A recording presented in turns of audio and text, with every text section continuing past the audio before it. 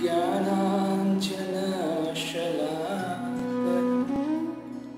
चक्षुरुन्मीलितं येन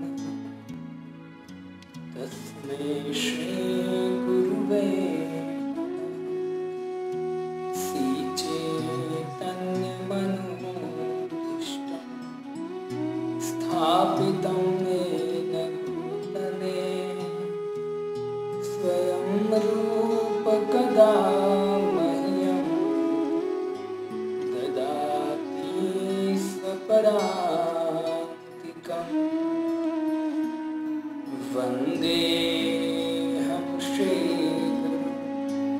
श्रीयुतपदकमलं श्रीगुरून् वैष्णवांश्च श्रीरूपं साग्रजातं सहगण रघुनाथान्वितं तं सजीवं साद्वैतं सावधूतं परिजनसहितं श्रीकृष्णचैतन्यदेवं श्रीराधाकृष्णपादान्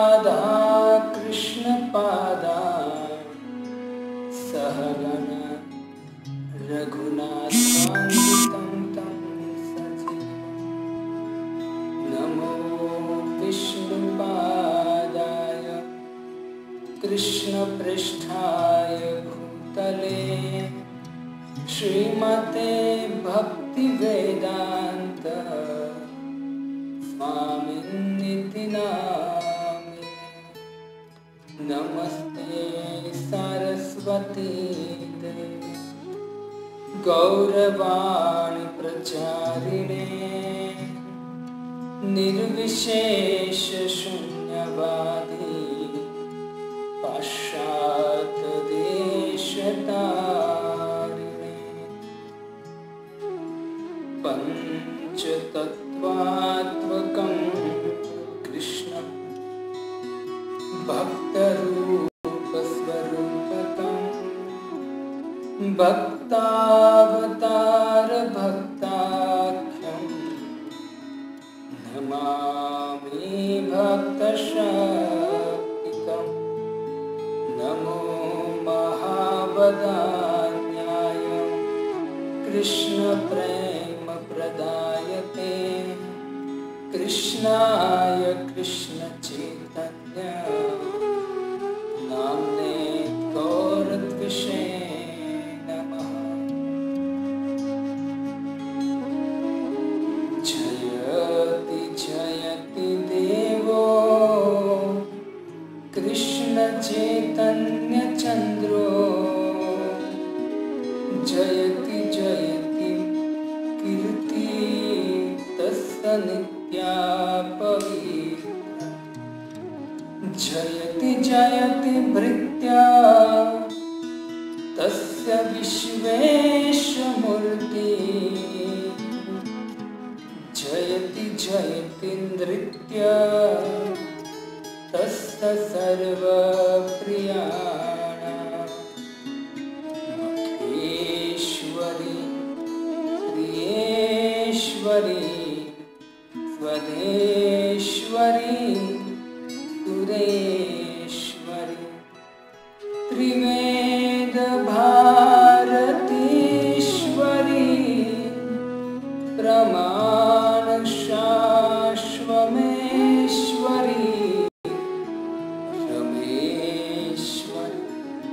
शमेश्वरी प्रमोदकामनेश्वरी ब्रजेश्वरी ब्रजाधिपे श्रीराधिके नमोस्तुते ब्रजेश ब्रजाधिपे श्रीराधिके नमो। हरे कृष्णा कृष्णा कृष्णा हरे हरे हरे राम राम राम हरे हरे। हरे कृष्णा। कलियुग पावन अवतार राधा कृष्ण मिलित तनु श्री चैतन्य महाप्रभु की और उनके पार्षद रामानंद राय के बीच में जो संवाद चल रहा है, उनकी हम चर्चा कई दिनों से श्रवण कर रहे हैं। वास्तव में भक्तों के मुख से भगवान की दिव्य लीलाओं को श्रवण करना है जीव का गंतव्य।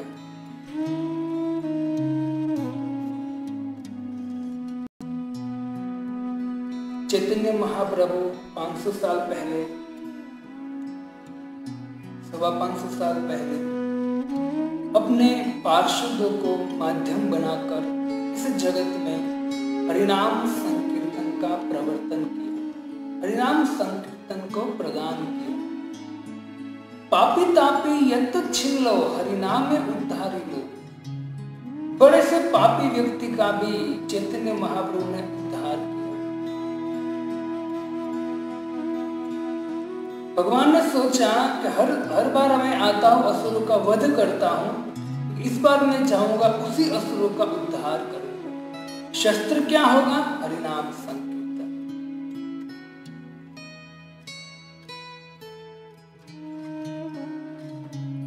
तो चैतन्य महाप्रभु ने अपने पार्षद रूप गोस्वामी, सनातन गोस्वामी, रघुनाथ दास, रघुनाथ भट्ट, गोपाल भट्ट और जी को माध्यम बनाकर और दूसरे भी आचार्य को माध्यम बनाकर इस जगत में हरिनाम संकीर्तन का प्रचार करता।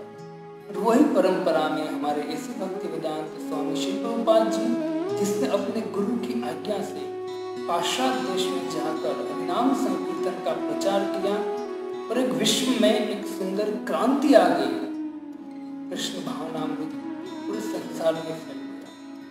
तो किसी की कृपा है तो यह चैतन्य महाप्रभु की जीव का उद्धार करने के लिए आए थे। रूप गोस्वामी पाद जो है वो 6 आचार्यों में मुख्य आचार्य हैं। इससे जो परंपरा है उस परंपरा में हम हैं, इससे इनको कहते हैं कि रूपानुग।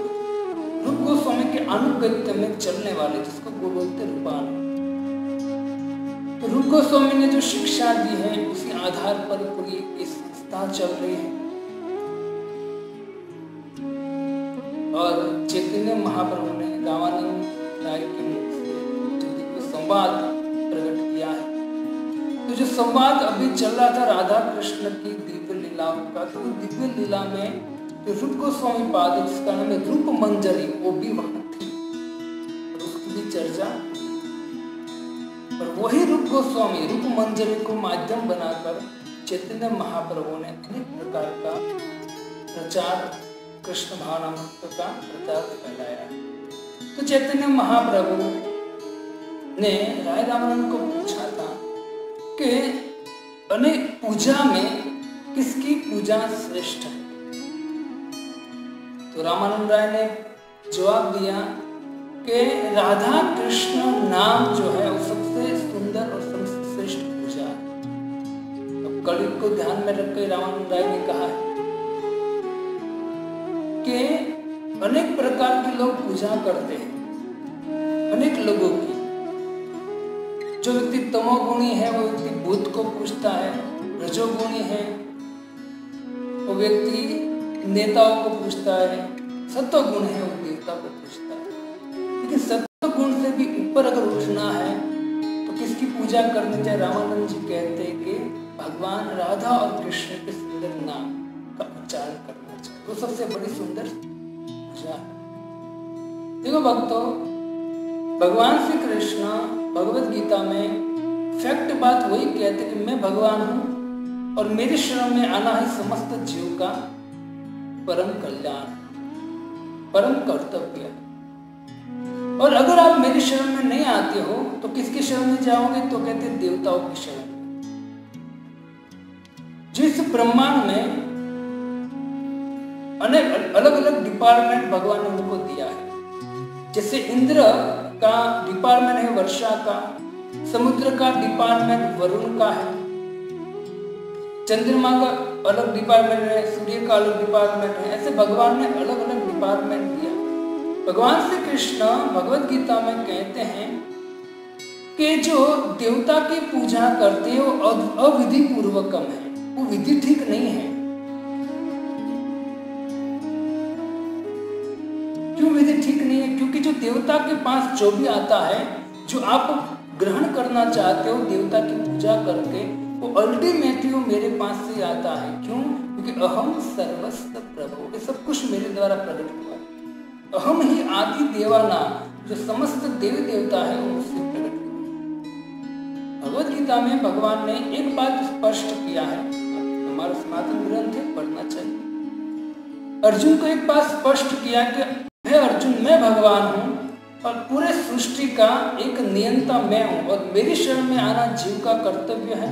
अगर मेरी शरण में नहीं आओगे और ये देवी देवता की शरण में जाओगे, इंद्र, चंद्र, वरुण, ब्रह्मा, शिव आदि जो भी है देवी देवता, तो अविधि पूर्वक, वो विधि ठीक नहीं है। भगवान श्री कृष्ण भगवद गीता में कहते हैं अंतवंतु फलम तेषाम तद भक्त अल्पमेधसा। ये जो देवताओं का पूजा करते देवी देवता का, ये देवी वो देवी, ये देवता वो देवता, तो इतने देवी देवता है, पता नहीं इसने शास्त्र में नाम भी हो गया नहीं हो, जो भी मन में आया उसको देवी देवता पूछते हैं। लेकिन शास्त्र प्रमाणम ईश्वर, शास्त्र का प्रमाण जानना चाहिए। देवी देवता कौन है? हम जिसकी पूजा है, भगवान कहते हैं पूजा मध्य कौन उपास्य प्रधान, किसकी पूजा करनी चाहिए। हम देवी देवता की पूजा करते हैं, लेकिन विचार करना चाहिए देवी देवता है कौन। भगवान कहते हैं अंतवंतु फलम तेषाम, ये जो देवी देवता के पास व्यक्ति कुछ कामना करता है, इच्छा करता है भौतिक चीज की, वो आपको मिलेगी। तो कैसे हैं? तो कहते हैं कि तद भक्त अल्पमेधसा, वो अल्प है, वो पूर्ण नहीं है। और दूसरा कहते हैं अंतवंत, उसका अंत भी निश्चित, सीमित है और क्षणिक है। सीमित है वो, जो भी आपको देंगे सीमित होगा, जितना आप उनका पूजा करोगे उतना ही देवता आपको देंगे। और दूसरा क्षणिक है, वो रहने वाला नहीं, क्योंकि देवता जो देंगे वो भौतिक चीज देंगे और भौतिक चीज ज्यादातर टिकती नहीं है, या तो वो हमको छोड़कर चले जाएंगे या हम उनको छोड़कर चले जाएंगे। से यहाँ जो पूज्य व्यक्ति है कोई, किसकी पूजा करनी चाहिए कलयुग में, से रामानंद राय ने सीधा बोल दिया भगवान कृष्ण चैतन्य को कि राधा कृष्ण का नाम, हरिनाम संकीर्तन ही श्रेष्ठ पूजा है कलयुग में। आप कोई भी शास्त्र उठा लीजिए, भगवद गीता, भागवतम, पुराण, उपनिषद, महाभारत, ये वो जो भी चारों वेद, यजुर्वेद, ऋग्वेद, सामवेद, अथर्ववेद, कठोपनिषद, है ना, ये उपनिषद, सभी उपनिषद को, सभी ग्रंथों को पकड़िए और पढ़िए, आपको एक ही चीज मिलेगी। कलयुग में अगर उद्धार चाहते हो तो हरिनाम संकीर्तन करो। किसका? भगवान कृष्ण। तो रावण ने सीधा जवाब दिया कि भगवान के नाम का कीर्तन सबसे बड़ी उपासना, सबसे बड़ी पूजा। भगवान कहते अल्प मेधसा, जो व्यक्ति अल्प बुद्धि वाला होगा, कम बुद्धि वाला होगा, वो व्यक्ति देवी देवता की शरण में जाए। जब कृष्ण की बात आती कि कृष्ण का भजन करो, तो अनेक मूर्ख लोग कहते कि नहीं, कृष्ण का भजन करते तो कृष्ण के जो भजन किया है व्यक्ति भिखारी हो गया, तो उनके पास कुछ रहा नहीं। और दृष्टांत किसका देता है? नरसिंह मेहता का दृष्टांत देती है, मीराबाई का दृष्टांत देती है। इतने बड़े बड़े भक्त हुए, उनको किस श्रेणी में रख रहे कि लोग भिखारी हो गए? क्यों? कृष्ण का भजन किया। उनके पास जो धन था ना भक्तों, वो धन न तो हमारे पास है, न आने वाला है, न होगा, कभी नहीं होगा। ऐसा धन है उनके पास। भगवान की भक्ति रूपी धन है। कृष्ण 9वें स्कंद में, भागवतम में सीधा कहते हैं कि जब किसी पर मैं कृपा करता हूं ना, 8वें स्कंद में, 9वें स्कंद में, दोनों में भागवतम में कहा है कि जिस पे मैं कृपा करता हूं ना, उनका धन संपत्ति जो भौतिक है वो मैं छीन लेता हूं। जानते सुनिए, भगवान सीधा बोलते हैं, जब कोई किसी पे मैं कृपा करता हूं उसकी धन संपत्ति छीन लेता हूं। और भगवान कहते हैं फिर मैं उनको ऐसा धन देता हूं जो देवताओं को भी दुर्लभ होता है। ऐसा धन देते हैं। तक श्रद्धा नहीं है, जब तक भक्ति नहीं है। इससे भगवान यहाँ अल्प बुद्धि वाले व्यक्ति हैं जो कुछ भौतिक चीज के लिए भगवान की पूजा करते हैं। जो भौतिक चीज प्राप्त होगी, जो भी गाड़ी बंगला पुत्र परिजन जो भी हमारे पास है, वो निश्चित अंत में दुख देंगे कि जब हम मरने की स्थिति में होंगे तो हमको चिंता रहेगी, इतना मैंने सारा कमाया, मेरा इतना बड़ा घर है, गाड़ी है, बंगला है, अब क्या होगा सबका, मैं तो छोड़ के जा रहा हूँ। उनको भोग करने की और इच्छा होती है, लेकिन नहीं होता। क्यों? उनका समय हो गया, अब काल आने वाला है, जाने वाला है। और तब आप अगर यमराज के दूतों को कहोगे कि भाई मेरे पास करोड़ रुपए, काम कर 5 करोड़ तुझे देता हूँ, तो मुझे 10 मिनट दे दे, पानी चल। अब 10 मिनट की बोलेंगे, वो यमराज 10 डंडे मारेंगे यमराज के दूत, पानी चल, 1 सेकंड नहीं मिलेगा, क्योंकि वो सरकार अलग है। और वो सरकार में ये जो यहाँ की सरकार है ना, जो पुलिस वाले या मिलिट्री वाले जो भी है, वो पाप करेंगे तो वहां की सरकार उनको भी दंड देगी। सरकार हाईएस्ट सरकार है, बहुत बड़ी सरकार है, उससे कोई बचा नहीं। मैं डरा नहीं रहा हूं, लेकिन एक तत्व है कि जो वास्तव में अल्प में जैसा व्यक्ति बुद्धि वाला है, वो देवता की पूजा करे और भगवान कहते अविधि, क्योंकि अल्टीमेटली उस सबके पास जो भी हो मेरे पास आ रहे। क्यों? क्योंकि भगवान कहते हैं कि अहम आदि ही देवानाम, समस्त देवी देवता का आदि में है। बहुत सुंदर भगवान एकदम क्लियर करते हैं, दूध का दूध और पानी का पानी जो भी है क्लियर करते। अगर आप शास्त्र पढ़ोगे, अपनी विवेक बुद्धि चलाओगे, तो धीरे धीरे एकदम क्लियर हो जाएगा कि भगवान वास्तव में और मुझे करना है। क्योंकि देवी देवता अनेक है, एक देवता के पास जाएंगे, 1 साल 2 साल उनकी पूजा करेंगे, कुछ नहीं मिलेगा तो दूसरा देवता। तो हमारी जो श्रद्धा है, हमारा विश्वास एक जगह पर टिका नहीं है। लेकिन भगवान कहते श्रद्धा शब्द विश्वास कहले सुदृढ़ निश्चय, कृष्ण भक्ति कहले सर्व कर्म कृत। अगर आप मेरी भक्ति करोगे विश्वास श्रद्धा के साथ, तो समस्त कर्म है, जिस कर्म के द्वारा व्यक्ति दुखी हो रहा है, समस्त कर्म कृत है, नष्ट हो जाए। लेकिन कंडीशन क्या है? अब मेरी शरण में आओ। लेकिन दुर्भाग्य, भगवान कहते अंतवंत फलितेषा तद भक्तव्य चेतसा, अल्प बुद्धि वाले अल्प फल के लिए, क्षणिक फल के लिए उस देवता की पूजा करें। रामानुज राय ने सीधा बोला, कलयुग के लोगों को चाहिए तो भगवान राधा और कृष्ण का नाम है हरे कृष्ण कृष्ण कृष्ण हरे हरे, हरे राम राम राम हरे, सबसे बड़ा पूजा है। इसी आप देखें, देवी देवता भी क्या करते, भगवान की पूजा करते। जब भगवान श्री कृष्ण देवकी के गर्भ में प्रकट हुए, तो देवता गर्भस्तुति करते हुए समस्त शिव ब्रह्मा भी वहां थे और कहते, अहो अमीशा किम कार्य शोभनम। तो देवता कहते हैं, हे प्रभु आप हमको बताइए, इस पृथ्वी में जन्म लेने वाले व्यक्ति ने क्या ऐसा कर्म किया हमको भी कर। क्योंकि यहाँ भागवतम है और बारंबार आप इस पृथ्वी पर आकर सुंदर लीला करते जो हमारे हमको नहीं मिलता। देवता कहते, शिव ब्रह्मा, शिव तो भगवान की लीला में बारंबार जाते हैं देखने, शास्त्र पढ़िए।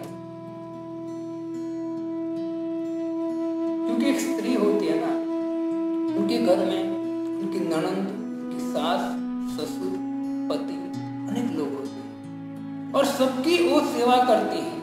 सासू कुछ कहेंगी, ननंद कुछ कहेंगी, ससुर कुछ कहेगा, पति कुछ कहेगा, देवर कुछ कहेगा, सबकी बात वो मानेगी और सबका सेवा करेगी। वो नारी, स्त्री जो है बहु बनकर गई, लेकिन उनको पता है कि वास्तव में मेरे पूज्य, मेरे पति कौन है? मेरे पति एक ही है। मेरे पति सबने बड़े सेवा, सबको प्रणाम करते, सबको आदर देती है, लेकिन पति एक ही है।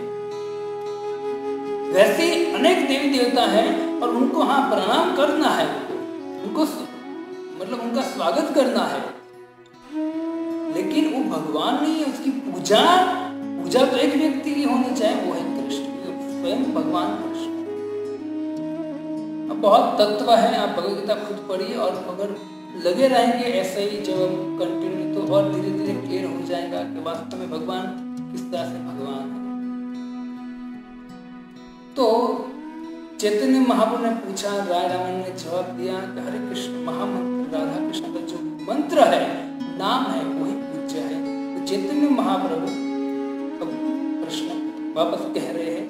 अब चैतन्य महाप्रभु मुक्ति के बारे में पूछा था और भुक्ति मतलब भोग करने वाले व्यक्ति के लिए भी पूछा था, वो दोनों के विषय में पूछा था। लेकिन अब चैतन्य महाप्रभु रामानंद राय को पूछ रहे हैं कि जो मुक्ति चाहता है, किस कौन सी मुक्ति?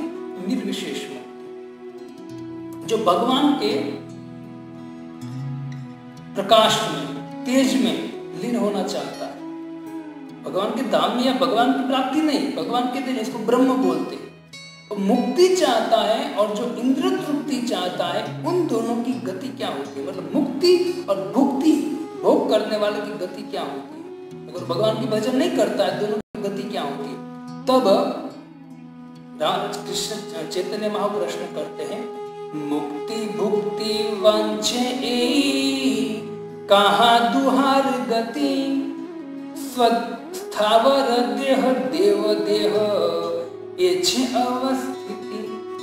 चैतन्य महाप्रभु ने कहा कि जो लोग भगवान के अस्तित्व में समा जाना चाहते हैं, चेष्टा करते हैं, लीन होना चाहता है, और दूसरा जो अपने इंद्र तृप्ति चाहता है, उन दोनों की गति क्या है? राय रामानंद जी कहते हैं कि जो व्यक्ति भगवान के अंदर समा जाना, तेज में समा जाना चाहते, ब्रह्म में समा जाना चाहते हैं, तो वो व्यक्ति वृक्ष की समान शरीर धारण करना पड़ता है, वृक्ष बनना पड़ता है।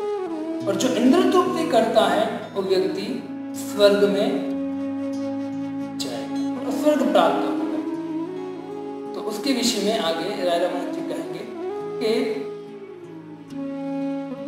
जो मुक्ति चाहता है वो व्यक्ति वृक्ष बनेगा, क्योंकि वो शुष्क हो जाएगा, उनका शरीर है एकदम शुष्क हो जाएगा, और शुष्क शरीर वाला जो है वो पेड़ की तरह से खड़ा रहता है, न तो उसमें कोई रस होता है, कुछ नहीं होता है ना, अनेक सालों तक वो खड़ा रहता है, क्योंकि भगवान के अंगों को काटने का प्रयत्न करता है, तो उसको सजा वो मिलती है कि वो जो वृक्ष बनता है, तो वृक्ष को कपड़े पहनता नहीं, तो नग्न अवस्था में खड़ा रहता है।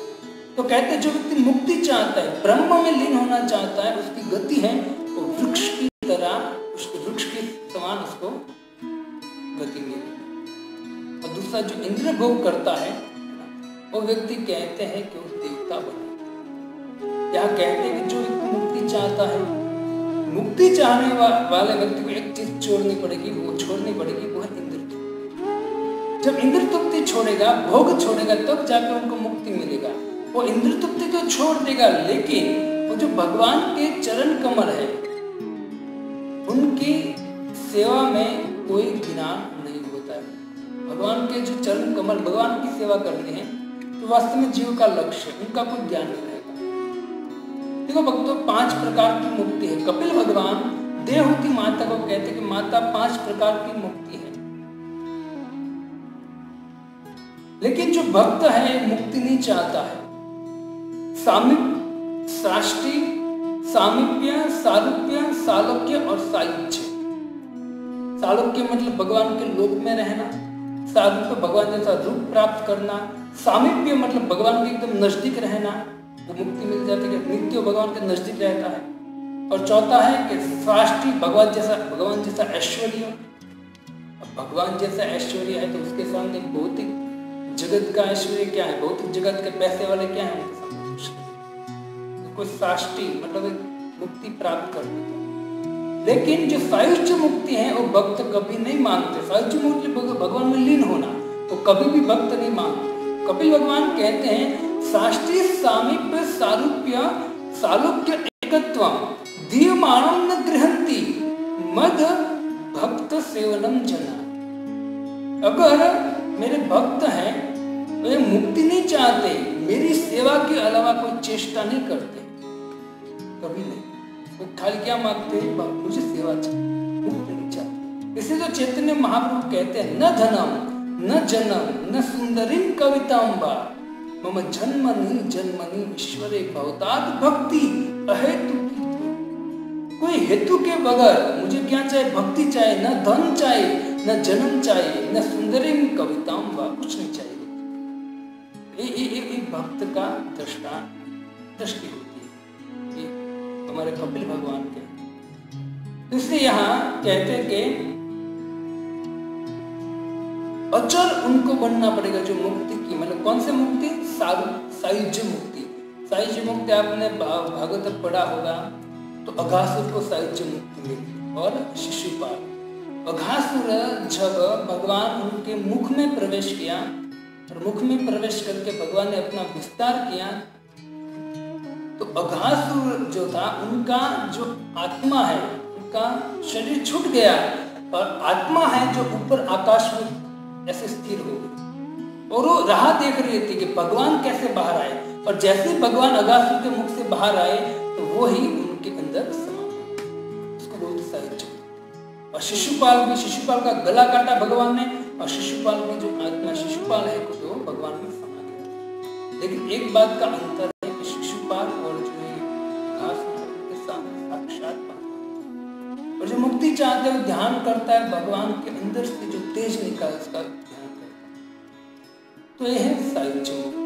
लेकिन भक्त है वो नहीं उनको चाहता। इसे कहते हैं कि जो वृक्ष है वो नग्न रहते हैं, कुछ कपड़े नहीं होते। ऐसे जो सायुज्य मुक्ति चाहता है, जो व्यक्ति ब्रह्म में लीन होना चाहता है, उसकी भी गति जब पतन होता है तो क्या बनता है? वृक्ष बनता है।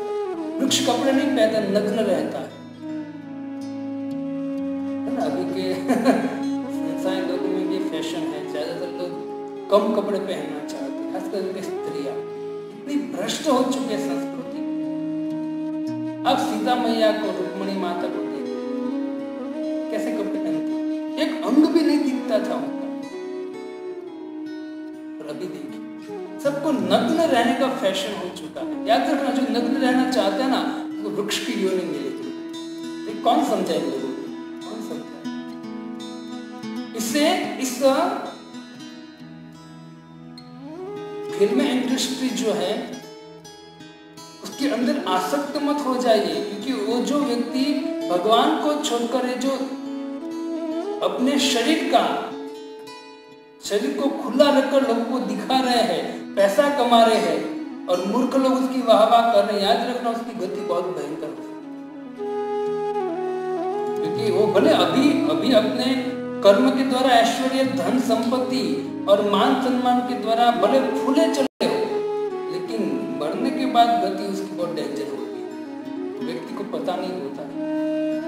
शास्त्र पढ़ना चाहिए, जीवन जीना चाहिए। अपनी बुद्धि से जीवन जियोगे तो ऐसा ही होगा। और हाँ, उन लोगों को पता हो या ना पता हो उसमें कोई अंतर नहीं होता है।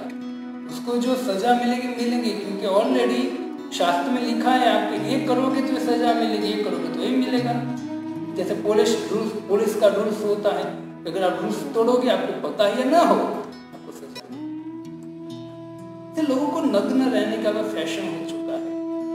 जैसे भक्तों, संस्कृति को टिकाने के लिए बहुत सावधान रहना चाहिए। हाँ, एक बात शास्त्र कहता है कि जो स्त्री है वो स्त्री अपने वस्त्र को निकाल देती है और अंग को दूसरे को दिखाने की चेष्टा करती है। वो स्त्री जब दूसरे को अंग दिखाती है ना तो पुरुष में काम वासना होती है, और पुरुष उस स्त्री को जब देखता है और तो पुरुष की जो काम वासना है उस स्त्री में चली जाती है। इससे आप देखिए पुरुष से ज्यादा स्त्रियों में काम वासना ज्यादा। बहुत सावधान रहना चाहिए। अंग दिखावा नहीं करना चाहिए, पूरे वस्त्र पहनना चाहिए। तो नहीं पहनोगे तो वृक्ष की योनि जरूरी है। तो यहाँ ब्रह्म तेज में जो लीन होते हैं, जो भगवान के अंगों को काटते हैं, उनकी गति है जब पतन होता है तो वृक्ष। तो यहाँ कहते हैं कि चलो, रूपाजी तात्पर्य में कहते हैं कोई बात नहीं, ये जो इंद्र तृप्ति करता है, जिसकी गति है वो देवता बनते। इंद्र तृप्ति चाहते हो क्या करेगा? भोग चाहता है वो चाहता कि मैं अभी जो भोग, इतना जो पैसा है मेरे पास सब कुछ है और मुझे चाहिए, तो और कहाँ मिलेगा? तो फिर देवताओं के लोक में। तो देवताओं के लोक में जाने के लिए वो यज्ञ करेगा और देवता को प्रसन्न करने के लिए देवता की पूजा करेगा। रूपाजी कहते कि दोनों में से कोई भी आध्यात्मिक क्रियाशील नहीं है, लेकिन अच्छे तो है वो जो भौतिक इंद्र तृप्ति करते हैं, वो अच्छे हैं। जो व्यक्ति भगवान में लीन होना चाहते हैं उससे इंद्र तुप्ति करने वाला अच्छा है। क्यों? क्योंकि जो इंद्र तुप्ति करता है कम से कम प्रभुपाद जी कहता अपना पहचान तो बनाए के रखता है, वो जो ब्रह्म में लीन होता है वो अपनी पहचान भूल जाता है। तो प्रभुपाद जी कहते हैं कि पहचान भूल जाता है और दूसरा के अनेक प्रकार के क्लेश क्लेशो अधिक तरस्तेषा अव्यक्त आसक्त चेतसा गति में दुखम, उसको दुख के अलावा कुछ नहीं मिलेगा, क्लेश के अलावा कुछ नहीं मिलेगा। और जब क्लेश मिलने के बाद भी ब्रह्म में लीन हो जाएगा तो प्रभुपाद जी कहते हैं जब पतन होगा ना उनका तो वृक्ष की योनि प्राप्त करेगा। क्या प्राप्त करेगा? क्योंकि सब अपराध कर रहा है ना, भगवान के अंग को काटने की कोशिश कर रहा है। कलयुग में तो ये संभव है ही नहीं कोई व्यक्ति निराकार का ध्यान करे। अनेक संस्थाएं ऐसी, लेकिन उनको समझाए कौन? अनेक ऐसी संस्था है जो निराकार का ध्यान का केंद्र चलाती है। किसका ध्यान करोगे आप? असंभव है। चैतन्य महाप्रभु बारंबार खंडन करते हुए कहते हैं कि हमको हरिनाम संकीर्तन लेना चाहिए। जब हरिनाम हरे कृष्ण महामंत्र जपते हैं, हरे मीन्स राधा और कृष्ण मीन्स कृष्ण। जब हम राधा और कृष्ण का नाम लेते हैं तो क्या आता है? तुरंत कृष्ण मन में आता है। सबको पता है कृष्ण मुरलीधारी है और कृष्ण जो है वो मोरपंखधारी है। भगवान ने पीतांबर पहने, त्रिभंग खड़े हैं भगवान। वरहा पीडम नटवर वपु कर्णयो कर्णिकारम बिभ्रतवास कनक कपसम वैजयंती। वृंदावन में भगवान खूब बालों के साथ वृंदावन में जंगल से घर लौट रहे हैं तो तुरंत हमको याद आएगा, स्मरण आएगा, क्योंकि बच्चा बच्चा जानता है कि कृष्ण कैसे मुरली बजाते हैं, कृष्ण ऐसे टेढ़े खड़े रहते, सबको पता है। तो तुरंत वो स्मरण होगा, वो ध्यान होगा, राधा रानी का ध्यान होगा, हरे कृष्ण। ये सबसे बेस्ट ध्यान है। इसे कहते हैं कि जो बड़े बड़े योग सेंटर है ना उसमें मत जाइए। बहुत व्याख्या हो सकती है, वहां जाते थक जाते हैं, मतलब थके हुए होते वहां ध्यान करते, आंख बंद करते, नींद आ जाती है। इसका ध्यान करते। कलयुग में इतनी दूषित बुद्धि हो चुकी है, अंदर काम क्रोध लोभ मोह मद मच्छर से व्यक्ति भरा हुआ है और व्यक्ति ध्यान करने का प्रयत्न करेंगे जो कलयुग का युग धर्म है ही नहीं। जो सतयुग का युग धर्म है तो सतयुग को भी बहुत समय पहले चला गया है। अभी का युग धर्म हरिनाम है, उसके द्वारा ध्यान होगा, लेकिन नहीं मानते। प्रभुपाद जी कहते हैं कि बौद्ध और दार्शनिक है वो वास्तव में पत्थर बन जाते हैं, उसका हृदय है वो कठोर बन जाता है, शुष्क बन जाता है। लेकिन जो व्यक्ति भगवान का नाम लेता है, हरे कृष्ण महामंत्र जपता है, धीरे धीरे उनका जो हृदय है वो द्रवित हो जाता है। वो द्रवित हृदय में से क्या निकलता है? तो कहते हैं कृष्ण प्रेम प्रकट होता है, जो जीव चाहता है प्रेम।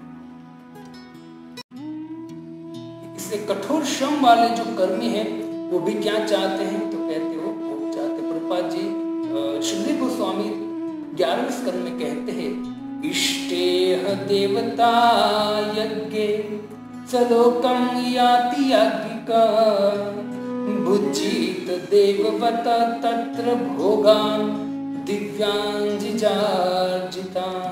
कहते हैं कि स्वर्ग जाने के लिए अनेक प्रकार के यज्ञ करने के बाद देवता के पास पहुंचते हैं, लेकिन प्रभुपाद जी कहते हैं कि उनकी भी भोग करने की सीमा होती है।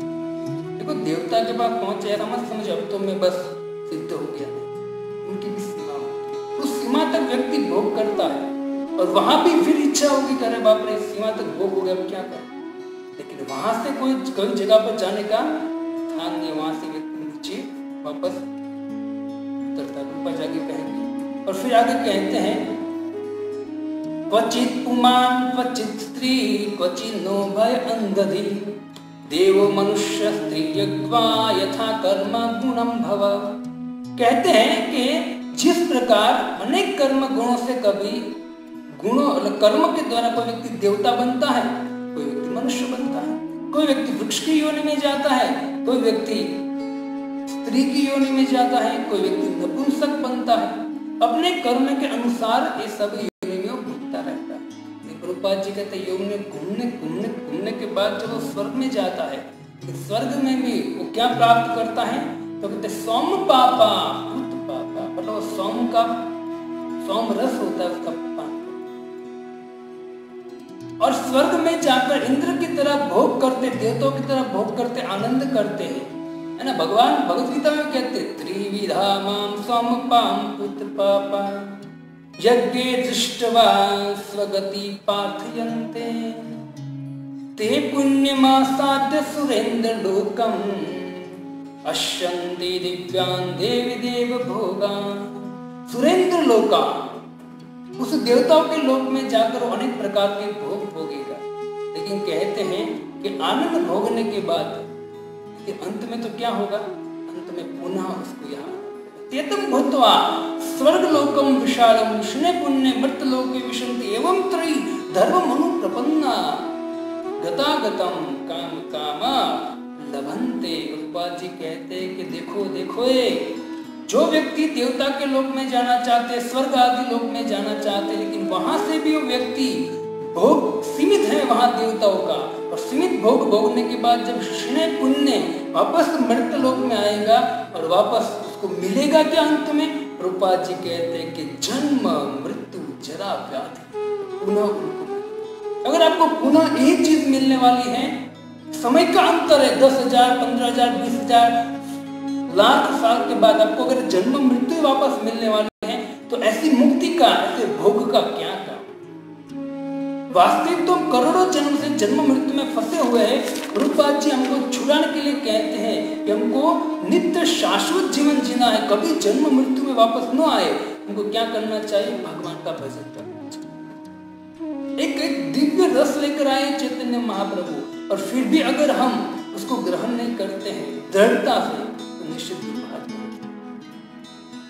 भगवत गीता की, भागवतम की फिलोसॉफी एकदम क्लियर है। और भक्ति में आगे बढ़ने के ऐसे भक्तों का संग भी बहुत जरूरी है, क्योंकि हम ऐसा नहीं खाली हम पढ़ लेंगे और हरिनाम जप लेंगे, हम भक्ति में आगे बढ़ेंगे। भक्तों का संग बहुत अनिवार्य है। इसे प्रबुद्ध पहले होना पड़ेगा। प्रबुद्ध होने के लिए भक्त का कंधा चाहिए हमको, ऐसा होना चाहिए कि भक्त हमको पीछे से पुश करे। भक्तों, ये जो फिलोसॉफी है भगवत गीता की, इसको श्रवण करना चाहिए। कम से कम हमको बुद्धि में बिठाना चाहिए। हम दिन रात विचार करते हैं, जब कोई व्यक्ति व्हाट्सएप खोलता है, फोन लेता है, टीवी चालू करता है, जो भी है, एक विचार करता है कि आज ये है तो मोदी क्या कह रहा है, ये क्या कह रहा है, वो क्या कह रहा है, अनेक चीज सुनना चाहते हैं। विचार करना चाहिए जीवन में कि चलो कोई बात नहीं, पूरे जीवन में मैंने इनका सुना, सबका सुना, लेकिन एक बात मैं सुनना चाहता हूँ कि भगवान क्या कहते हैं। लोग भगवत गीता की बात करते हैं, सनातन ग्रंथ, लेकिन सनातन ग्रंथ तो है क्या, ऐसी चेष्टा करनी चाहिए, ऐसी इच्छा करनी चाहिए, और उनके द्वारा उनको पढ़ने का प्रयत्न करना चाहिए।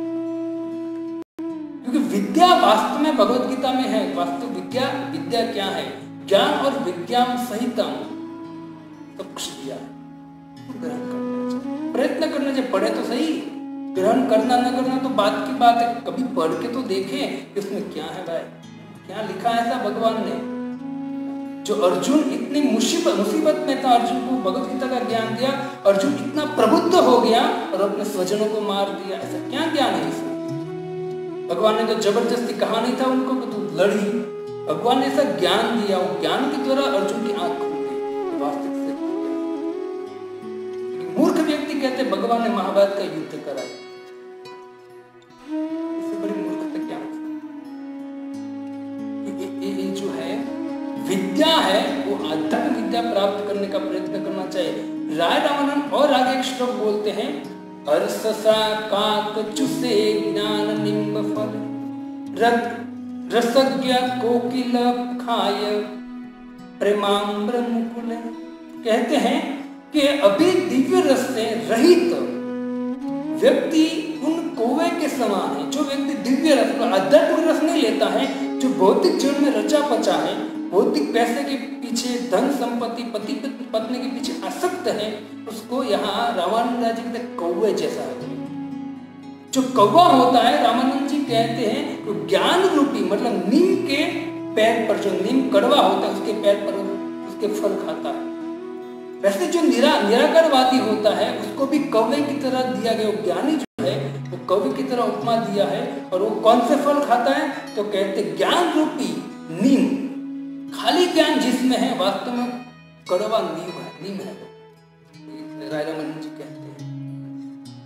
इसे कहते हैं कि जबकि रसज्ञ व्यक्ति जो होता है वो व्यक्ति उस कोयल की तरह होता है जो कोयल आम के वृक्ष में रहता है और आम के वृक्ष में बैठकर मंजरियों को खाते रहता है। प्रभुपाद जी कहते हैं तार्किक शुष्क प्रक्रिया नीम के फल समान तीत और उनके फल कड़वे होते हैं, लेकिन जो व्यक्ति कोयल जैसे भक्त है, वो कोयल जैसे भक्त मधुर वाणी होती है उनकी और मधुर वाणी से भगवान का जप करते रहता है, हरे कृष्ण कृष्ण कृष्ण हरे हरे, हरे राम राम राम हरे हरे, और भगवत प्रेम रूपी आम के मधुर फल को आस्वादन करता रहता है। भगवत धाम है वो आम के समान सुंदर वृक्ष है, उसके ऊपर बैठकर सुंदर फल खाता है। तो यहाँ निर्विशेषवादी है जो ध्यान करते ब्रह्म में लीन होना चाहते हैं, इंद्र तुक्ति करते, उसकी तुलना जो है वो कौवे की तरह दिया है, और जो भक्त है उसको कोकिल बोला गया है। अब चैतन्य चरितामृत पढ़ेंगे उसमें भी कविराज गोस्वामी कहते हैं कि यह सब सिद्धांत आम्रेर पल्लव भक्तजन कोकिल सर्वदा वल्लभ। ये जो सिद्धांत है शास्त्र का सिद्धांत, जो सिद्धांत के द्वारा व्यक्ति का जीवन परिवर्तन होता है, ये बड़े बड़े ऋषि मुनि जो हो चुके हैं और जो भक्त हो रहे हैं, उसका कारण क्या है? वो लोग भगवत गीता के सिद्धांत सुनते हैं। कभी कोई साधु के पास बैठ गए और अचानक दो शब्द सुन ले तो सिद्धांत के द्वारा उनको समझ में आते रहे बाप मैं कैसा जीवन जी रहा हूँ और वास्तव में कैसा जीवन जीना चाहिए, और फिर वो प्रयत्न करता है, उसको उनको आनंद आता है, तो फिर वो क्या करता है? आगे बढ़ता जाता है। तो सिद्धांत जो शास्त्र के श्रवण करना चाहिए, जो सिद्धांत शास्त्र के सिद्धांत उसकी उपमा क्या दिया है? यह सब सिद्धांत आम्रेर पल्लव, वो आंबा का वृक्ष है सिद्धांत, और वो आंबा के वृक्ष में कौन बैठता है? तो कहते हैं कि भक्तजन कोकिल, भक्त को यहाँ कोयल की उपमा दिया है। भक्तजन कोकिल सर्वदा वल्लभ, वो सदा कोयल आम को चखते रहते, उसका आस्वादन करते हैं। नीम के वृक्ष और जो अभक्तेर ऊंट, और जो अभक्त है, जो भगवान का भजन नहीं करते, संसार में बस आसक्त रहते, पैसा धन संपत्ति घर गाड़ी बंगले को, उसको कहा है कि ऊंट की संज्ञा दिया है। क्यों? तो कहते अभक्तेर ऊंट, यहाँ प्रवेश, ये अभक्त है उसका प्रवेश इस शास्त्र के सिद्धांत में नहीं होता है। उनको शास्त्र का सिद्धांत कहते भी हैं लेकिन वो मानने को तैयार नहीं होता है, या तो अपने कान बंद कर देते या वहां से चला जाता है। भाग्यशाली वो व्यक्ति हैं जो सिद्धांत देख रहा है, सुन रहा है, उनको इच्छा करे श्रवण करने को, बुद्धिशाली व्यक्ति है। लेकिन जो खाली भगवत गीता और भागवतम का सिद्धांत श्रवण करना नहीं चाहता है, भौतिक जीवन में ही रचा पचा रहना चाहते हैं, उसको बोलते हैं कि ऊंट का उपमा क्यों दिया है? क्या देखिए, ऊंट होता है, ऊंट जब हम क्या बोलते हैं हिंदी में बबुल, गुजराती में कांटे का वृक्ष आता है, मुझे याद नहीं, तो बबुल बोलते हैं। बबुल मतलब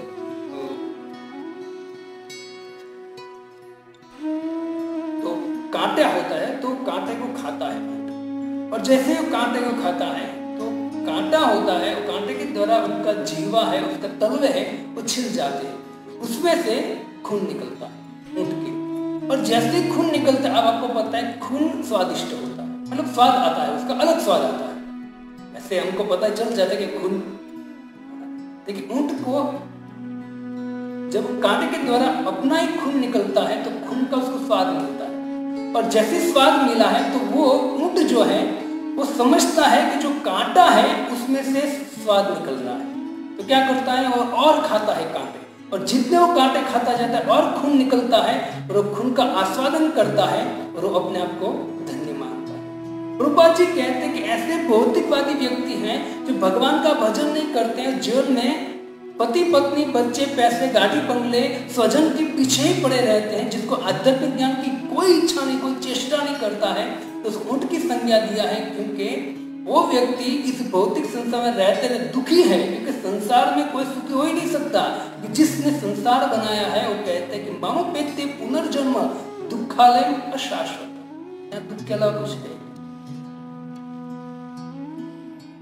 आलय मतलब समुद्र, दुख आलय, जैसे समुद्र में पानी के अलावा कुछ नहीं होता है, वैसे इस जगत में दुख आलय, दुख के अलावा कुछ नहीं। दुख का समुद्र है और अशाश्वत कुछ शाश्वत है ही नहीं, क्योंकि हमारा जीवन कब समाप्त हो जाए कोई पता नहीं, हमारी संपत्ति कब समाप्त हो जाएगी कोई पता नहीं है। अशाश्वत है, शाश्वत नहीं, टिकने वाला नहीं है और इसी में कोई रचा बचा रहता है तो वास्तव में दुखी है, फिर भी वो अपने आप को क्या मानते हैं? सुखी मानता है। हमारे प्रभुपाद जी कहते हैं कि लोग सुखी होने का प्रयत्न करते हैं, दिन रात सुखी होने का प्रयत्न करते हैं, लेकिन वो प्रयत्न निष्फल होगा क्योंकि संसार में सुख है ही नहीं। तो कपिल भगवान भी तीसरे स्कंद में भागवतम में कहते कि व्यक्ति दुख सुख मानित्व, मतलब जो दुख है सुख की इच्छा करता है लेकिन सुख तो है ही नहीं, कहां से मिलेगा? तो फिर वो क्या करता है, और बुद्धिहीन व्यक्ति उस दुख को ही सुख मान लेता है। मतलब जो दुख आता है वो जो थोड़ा सा कम होता है तो उसको सुख मानता है। सुख नहीं है वो, सुख दुख की नीचे की अवस्था है। क्या समझिए आप? जब कोई व्यक्ति को दुख होता है, दुख मिलता है तो सुखी होने का प्रयत्न करता है, लेकिन जैसा ही जितना ही सुखी होने का प्रयत्न करता उतना उसको दुख मिलता है। ये भौतिक जगत है। तो सुख न मिलने के कारण जब दुख होता है वो थोड़ा सा डाउन होता है, थोड़ा सा, तो उनको सुख मान लेता है। जगह तो सुख नहीं है, वो दुख की कोई दूसरी एक नीचे की मंजिल है। इसी यहाँ कहते हैं कि अभक्त ऊंटे यह न प्रवेश, अभक्त है जो ऊंट जैसे है, भौतिक जगत में रचे पचे उसका प्रवेश। आध्यात्मिक भगवत गीता भागवतम आदि पुराणों जो भगवान की दिव्य नाम रूप गुण लीलामय चिन्मय जो कथा है उसकी सिद्धांत में उसका कोई प्रवेश नहीं है। और जब उसका प्रवेश नहीं होता है तो हमारे गोस्वामी कविराज गोस्वामी कहते, कृष्णदास कविराज गोस्वामी पाद कहते हैं, तबे चित्त है मोर आनंद विशेष। जब उस भौतिकवादी व्यक्ति जो जगत में रचे पचे हैं उनका जब इस सिद्धांत में प्रवेश नहीं होता है ना तो मुझे बहुत आनंद आता है। क्यों? क्योंकि अगर उनका प्रवेश नहीं होगा ना तो वो फिर तर्क वितर्क नहीं करेंगे, वरना अगर वो अंदर प्रवेश करेंगे उनको कुछ विवेक नहीं है ना तो श्रद्धा है, और फिर भी ये सब सिद्धांत सुनेंगे तो तर्क वितर्क करेंगे, ऐसा क्यों ये क्यों कर रहा है, वैसा वैसा, और तर्क वितर्क के द्वारा वो अपराधी होगा। ऐसे व्यक्ति प्रवेश न करे उसमें मैं कहते हैं कि आनंद विशेष, मुझे आनंद है। वैसे तर्क नहीं करना चाहिए, शास्त्र में लोग तर्क करते हैं, ऐसा क्यों, ऐसा क्यों? उसका जवाब है, आपको जवाब सब मिल सकता है, लेकिन श्रद्धा रखनी चाहिए, क्योंकि 9 भक्ति के 9 स्टेप हैं और हमको प्रेम तक पहुंचना है। जो जीव दिन रात प्रेम और सुख चाहता है उस प्रेम तक पहुंचना है, तो पहला स्टेप है श्रद्धा। जब किसी को श्रद्धा होती है तो श्रद्धा के द्वारा साधु संग करता है, या फिर साधु संग होता है तो उसके द्वारा उनको श्रद्धा बैठती है, उसके द्वारा वजन क्रिया करता है। तो श्रद्धा बहुत मुख्य है। तो श्रद्धा के द्वारा सुनना चाहिए। वेदव्यास जी महाभारत में कहते हैं, तर्को अप्रतिष्ठ, तर्को अप्रतिष्ठ श्रुति विभिन्ना नाटो यस्य मतम न भिन्नम, धर्मस्य तत्व निहित गुहाय महाजनो एन गत। तर्को प्रतिष्ठा, तर्क का प्रतिष्ठा नहीं है। श्रुति विभिन्न अनेक प्रकार के शास्त्र है। धर्म से तत्व निहित गुहाय, धर्म का तत्व है बहुत गूढ़ है, समझना बहुत मुश्किल। लोग कहते हैं कि इतने सारे धर्म है, किस धर्म का पालन करें, राइट? ये प्रश्न होता है कि प्रभु इतने सारे धर्म है, ये इसका धर्म का पालन करे। अमुक तो लोग ऐसे परेशान हो जाते कि लोग बाहर में गया सब कुछ, कोई धर्म का पालन नहीं करता है। धर्म से तत्व निहित गुहाय, लेकिन याद रखना चाहिए भगवान ने बुद्धि दिया है, मेधा दिया है, बुद्धि दिया, बुद्धि को चलाना चाहिए, और बुद्धि चलाने के बाद देखना चाहिए सत्य क्या है। सत्य को, धर्म से तत्व को जानने का प्रयत्न करना चाहिए, और धर्म का तत्व समझना बहुत मुश्किल है। इससे कहते हैं वेदव्यास जी कि आप छोड़ो तर्क, अब तर्क कोई प्रतिष्ठा नहीं है। श्रुति अलग, अनेक श्रुतियां हैं, शास्त्र अनेक है ना, और मुनियों का अनेक अनेक मत है। और धर्म से तत्व निहित गुहाय, और धर्म का जो तत्व गुह्य है तो क्या करे? वेदव्यास जी आखिरी लाइन में कहते हैं, आप चिंता मत कीजिए, मैं आपको उसका रास्ता देता हूँ। महाजनों एन गतस पंथा, जो महाजन है उनके पद चिन्हों पर चलो। महाजन कौन है? महाजन है, उनके उसने जो किया है वो करना चाहिए। वेद व्यास जी से कोई बड़ा है नहीं, क्योंकि वेद उच्चिष्ट जगत सर्वम, वेद व्यास ने जो भी बोला है ना अपने मुख से, उनका उच्चिष्ट जो भी संस्था है, जो भी धर्म है ना, वो वेद व्यास का उच्चिष्ट बोल रही है। और वेद व्यास जी खुद अपने मुख से श्रीमद् भागवत में जो समस्त शास्त्रों का सार है, तो पहले श्लोक में कहते हैं सच्चिदानंद रूपाय विश्व उत्पत्त्यादि हेतवे तापत्रय विनाशाय श्री कृष्ण वयं नमः। मैं उस कृष्ण को प्रणाम करता हूँ जो उत्पत्ति, संहार और सृष्टि का पालन करते हैं। वेद व्यास जी शुरुआत में भगवान कृष्ण को प्रणाम,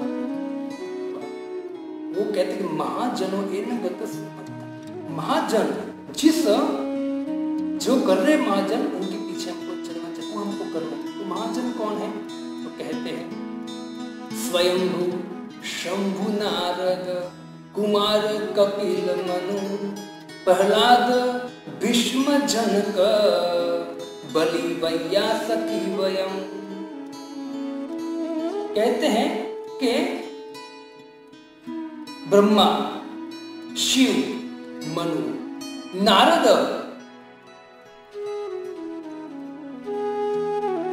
स्वयंभू मतलब ब्रह्मा जी, शंभु मतलब शिव जी, स्वयंभू, शंभु, नारद, कपिल भगवान, कुमार, 4 कुमार और मनु महाराज।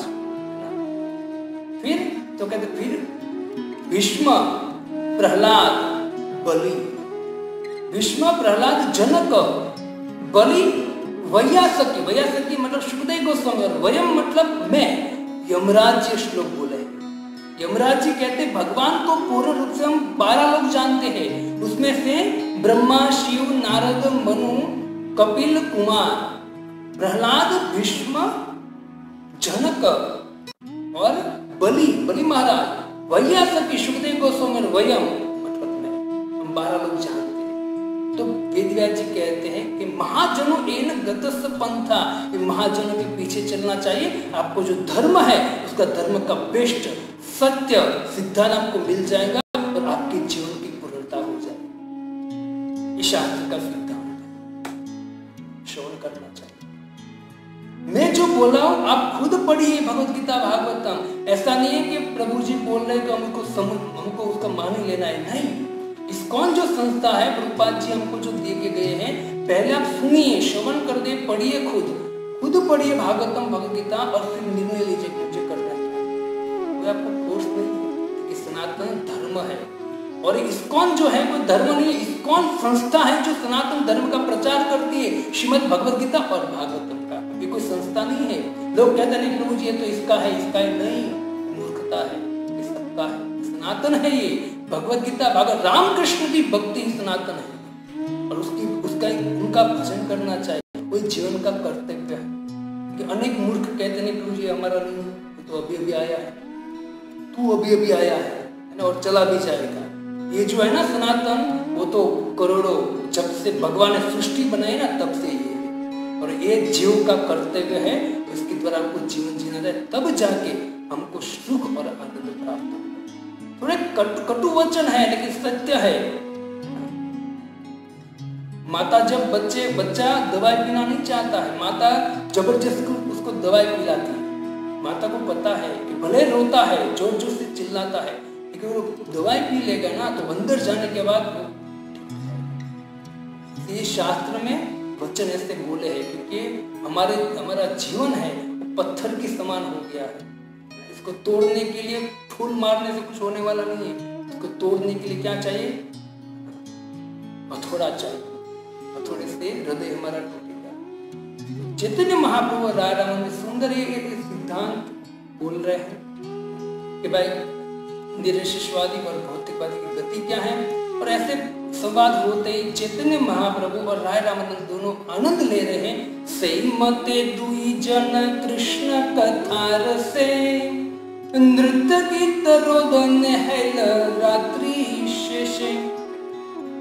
ऐसे ही भगवान के विषय में सुंदर चर्चा करते हुए चैतन्य महाप्रभु रामानंद राय दोनों आनंदित हो गए कृष्ण कथा से, रस प्राप्त कर रहे, दोनों नृत्य कर रहे हैं और भगवान का नाम लेकर दोनों रो रहे हैं भगवान की याद में। और फिर कहते हैं, दोहे निज निज कार्य चलिला बिहाने, संध्या काले राय आसी मिलिला आरती।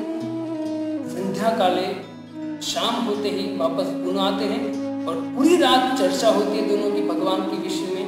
सुबह होते वापस अलग होते, अपने अपने काम में चले जाते। तो चैतन्य महाप्रभु वापस चले गए, नित्यानंद रामानंद जी अपने काम पर चले गए और कहते कि संध्या काल वापस हुआ और दोनों वापस मिलन हो। देखो भक्तों, संध्या काले चतुर कर्म विवर्जक, 4 काम संध्या काल नहीं करना चाहिए। एक तो आहार खाना नहीं चाहिए, तो मैथुन नहीं करना चाहिए, एक स्वाध्याय नहीं करना चाहिए। स्वाध्याय मतलब पढ़ाई नहीं करनी चाहिए। तो स्वाध्याय मतलब ये जो है क्या कर रहे हैं, दोनों स्वाध्याय कर रहे हैं। तो स्वाध्याय मतलब क्या है, तो कहते हैं कि भगवान के विषय में जो कथा है उनकी बात निषेध नहीं किया है। भौतिक संसार में जो स्वाध्याय है वो नहीं करना चाहिए, फालतू बात नहीं करनी चाहिए। फालतू बात करने से हमारी आयुष्य डाउन होती है। इसे संध्या काल दोनों वापस इकट्ठा हुए, चैतन्य महाप्रभु राय रामानंद, इष्ट गोष्ठी कृष्ण कथा कही कृत क्षण, प्रभु पद धरि राय करे निवेदन। अब वापस इष्ट गोष्ठी चालू हुई, तो जैसे ही फिर अचानक जैसे चालू हुई इष्ट गोष्ठी, दोनों प्रश्नोत्तरी कर रहे हैं, तो अचानक राय रामानंद ने चैतन्य महाप्रभु के चरण कमल को अब चैतन्य महाप्रभु स्वयं कृष्ण है जो कलयुग के अवतार हरिनाम संकीर्तन देने के लिए आए। वो चैतन्य महाप्रभु अपने भक्त रामानंद राय जो राधा रानी की सखी विशाखा है, तो उनसे प्रश्न कर रहे, लेकिन अभी चैतन्य महाप्रभु प्रश्न करने जाए उससे पहले रामानंद राय ने चैतन्य महाप्रभु के चरण कमल पकड़ लिए। अब चैतन्य महाप्रभु जो है जैसे चरण कमल पकड़े राय रामानंद ने, तब चैतन्य महाप्रभु पूछेंगे क्या हुआ, तो रामानंद राय अब जवाब देंगे। अब क्या जवाब देंगे हम श्रवण करेंगे कल 6 बजे। तो भगवान कृष्ण चैतन्य महाप्रभु भगवान है, राय रामानंद जानते हैं। और राय रामानंद ये भी जानते हैं कि जो चैतन्य महाप्रभु है वो मेरे मुख से सब कुछ बुलाना चाहते हैं, बाकी उनको सब ज्ञात है। लेकिन चैतन्य महाप्रभु रामानंद राय जी को माध्यम बनाकर समस्त जीवों को ज्ञान प्रदान करें। मैं आपको एक बात बताना चाहते हैं, जो संवाद हम श्रवण कर रहे हैं बहुत दिनों से, इस संवाद आप चैतन्य चरितामृत पढ़ेंगे, दिव्य ग्रंथ है जो बंगाल में लिखा हुआ है, हिंदी में भी है, गुजराती में भी है। तो उसमें एक पूरा एक टॉपिक है राय रामानंद और चैतन्य का संवाद। उस टॉपिक में 1 से लेकर 0 से लेकर 100 तक पूर्ण भक्ति का निरूपण किया गया है। इसका हम श्रवण करते हैं। तो आपको निवेदन है, कल शाम को फिर 6 बजे हम यही दिव्य रस को लेकर भगवान की कृपा से इनको आस्वादन करने का प्रयत्न करेंगे और कृपा जी के तात्पर्य के अनुसार उसे श्रवण करेंगे।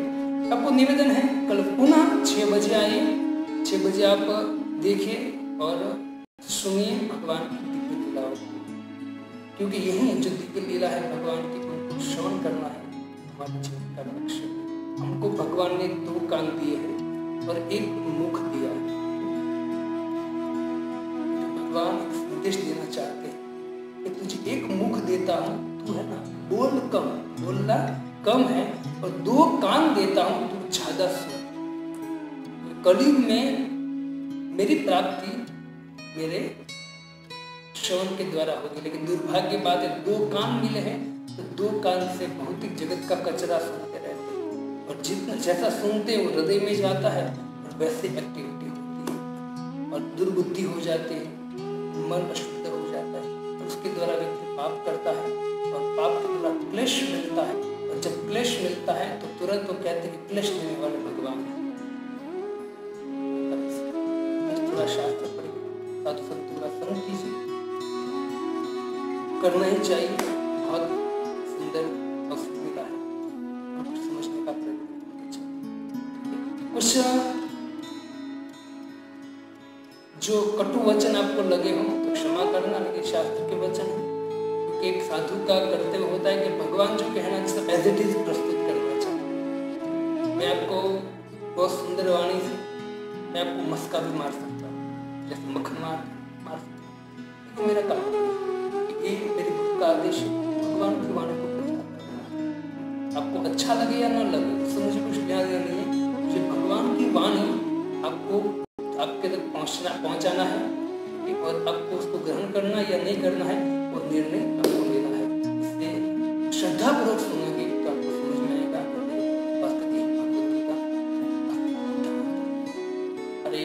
हरे कृष्ण कृष्ण कृष्ण हरे हरे, हरे राम राम